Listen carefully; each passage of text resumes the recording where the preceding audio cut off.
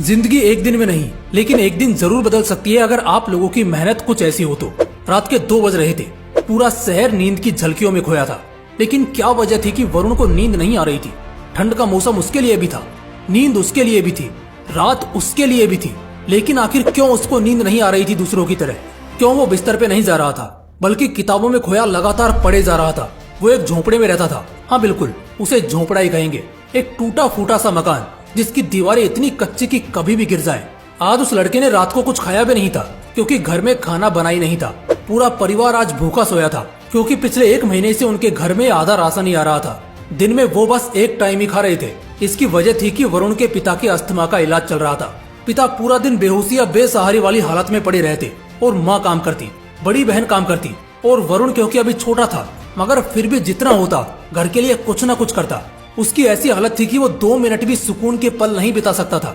लेकिन फिर भी ऐसी क्या चीज थी जो उसे दिन में इतना मेहनत करने, 18-18 घंटे पढ़ने और पढ़ते रहने को मजबूर करती रहती?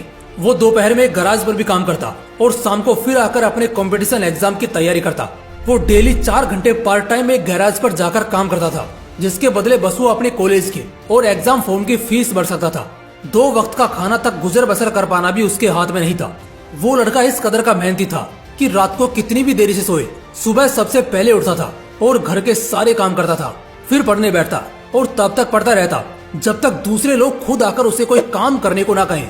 माँ और बहन भी दोनों काम पर जाती थी, तो उनकी गैर मौजूदगी में पिता का ख्याल रखना, उन्हें दवाई देना, पूरा घर संभालना, दोपहर में खुद के काम पे जाना, कई बार रात का खाना स्किप कर देना, मगर फिर भी रातों से लड़कर नींद और थकान हराकर वो पढ़ता था, मेहनत करता था, नए नए रास्ते बनाता, लेकिन किसी भी तरह वो अपनी मेहनत को कम नहीं होने देता। फिर एक दिन ऐसा आया जब सच में सब कुछ बदलने या हमेशा के लिए बर्बाद होने वाला था। वो बंदा रेलवेज की तैयारी कर रहा था। इतनी मेहनत जो इतने सालों से वो उस चीज के लिए कर रहा था,